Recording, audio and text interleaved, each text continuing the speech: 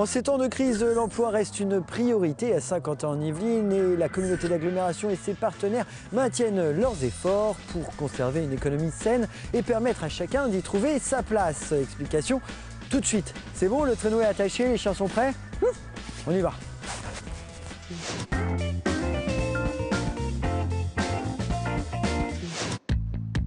Et l'on débute cette émission avec l'actu majeure du mois, la semaine de l'emploi qui se tiendra du 15 au 23 février sur l'agglomération et qui, entre forums, rencontres et informations, est toujours un rendez-vous incontournable de l'emploi à Saint-Quentin-en-Yvelines.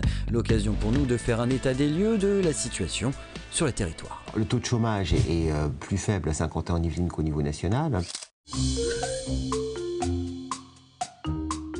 On est un petit peu en dessous de 7%, alors qu'on est maintenant au-dessus de 10% au niveau national. Bon, néanmoins, on reste vigilant puisque le nombre de demandeurs d'emploi atteint près de 6700 personnes en catégorie A à Saint-Quentin-en-Yvelines, en augmentation de près de 12% en une année. Une situation qui touche essentiellement les personnes les moins formées. C'est vrai qu'on a de plus en plus de publics qui privilégient le travail en intérim, les solutions d'emploi immédiates au détriment de la formation professionnelle et de la construction d'un parcours de formation, de qualification qui permettra d'avoir dans un deuxième temps un emploi un peu plus durable. Ces réponses de court terme, elles ont très vite leurs limites et j'allais dire, elles trouvent d'autant plus leurs limites que l'intérim aujourd'hui est lui-même en difficulté. C'est un secteur qui est en fort recul depuis un an, avec une diminution des offres d'emploi de près de 20%. Et donc ces publics-là, qui ont fait ces choix de court terme, alors souvent pour des raisons économiques également, se trouvent aujourd'hui en très grande difficulté sur le marché du travail. Et dans ces conditions, il est plus que jamais nécessaire d'informer le public sur les nombreux outils mis à sa disposition par la communauté d'agglomération et ses partenaires. La communauté d'agglomération, depuis plusieurs années déjà, met en place des dispositifs tels que l'école de la deuxième chance qu'elle soutient activement, qui a été créée à son initiative voilà maintenant 6 ans. Avec une antenne à Trappes qui accueille plus d'une centaine de jeunes par an. On a la mission locale évidemment qui est le service public de l'emploi dédié aux jeunes publics, mais qui ne s'occupe pas uniquement de l'emploi, mais également tous les problèmes périphériques à l'emploi. Je pense notamment à toutes les questions de mobilité, de logement. Le Club FAS, la Fondation Agir contre l'exclusion, où là ce sont les entreprises du territoire qui s'impliquent pour accompagner des jeunes ou des adultes dans leur parcours de formation ou de recherche d'emploi. Je pense notamment au dispositif du parrainage. On a la Cité des métiers également qui développe une offre de services extrêmement large pour accéder à une information concernant l'orientation professionnelle, la formation professionnelle ou l'accès à l'emploi. C'est un lieu où 74 partenaires interviennent tout au long de la semaine.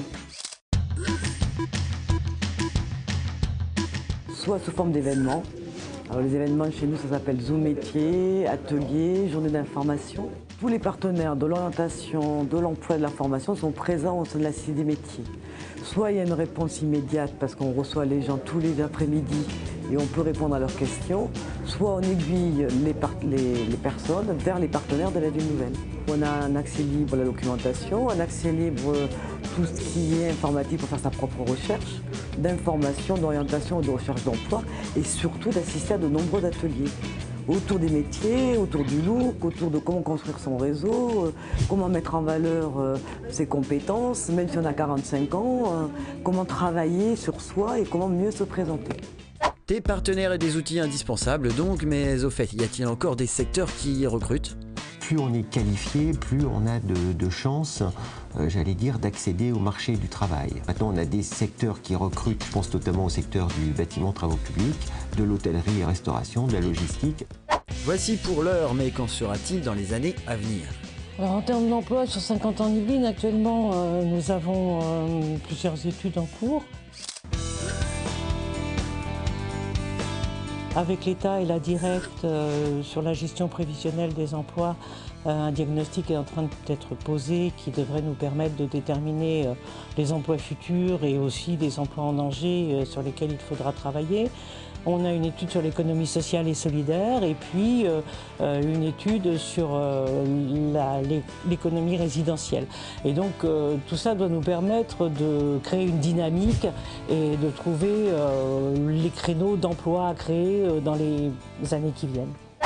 Réfléchir sur l'emploi et anticiper les emplois de demain, c'est aussi tenir compte du développement économique. La meilleure manière d'essayer d'arriver à faire évoluer la situation positivement, c'est d'arriver à avoir des établissements, des entreprises qui proposent de l'emploi.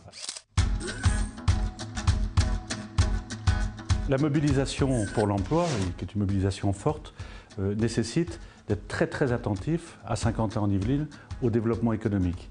Et favoriser la dynamique économique, c'est continuer à accueillir des nouvelles entreprises.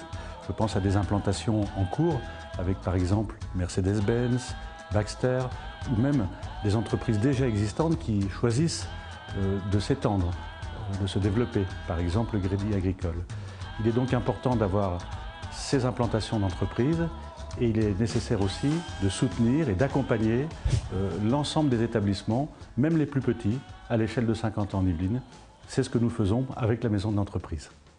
L'emploi, il n'y a pas de miracle, c'est d'abord le développement économique. C'est pourquoi à Saint-Quentin-en-Yvelines, on a toujours fait en sorte que l'attractivité de notre territoire fasse en sorte que les entreprises souhaitent non seulement s'installer, y rester, se créer à Saint-Quentin-en-Yvelines. C'est vraiment notre priorité, parce qu'il n'y a pas d'emploi s'il n'y a pas de développement des entreprises. Puis d'un autre côté, on souhaite que sur des sujets aussi compliqués et difficiles comme le chômage des jeunes, qu'on puisse avoir des actions spécifiques, en particulier avec l'école de la deuxième chance, avec les contrats d'insertion, mais aussi en suivant les mesures que prend le gouvernement, en particulier pour les contrats d'avenir. De plus, on a un autre problème, non seulement le chômage des jeunes, mais aussi le chômage des plus anciens.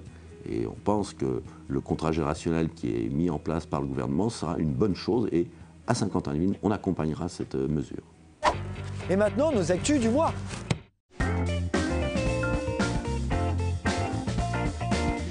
Et l'on débute ces actus avec une bonne nouvelle qui prolonge notre dossier du mois, puisqu'avec plus de 6000 sièges sociaux pour près de 8000 établissements, Saint-Quentin-en-Yvelines continue de séduire les entreprises, à l'instar de Mercedes-Benz, dont le pôle d'excellence sera installé à Montigny d'ici la fin de l'année.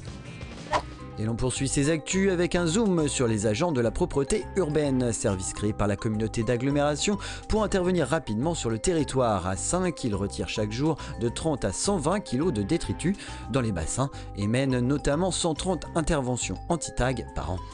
Et l'on termine ces actus avec un rendez-vous incontournable pour les amateurs de course nature. Le 6e Ecotrail Paris-Île-de-France partira de la base de loisirs de Saint-Quentin-en-Yvelines les 16 et 17 mars prochains et vous pouvez encore vous inscrire. Pour cela, une seule adresse, traildeparis.com.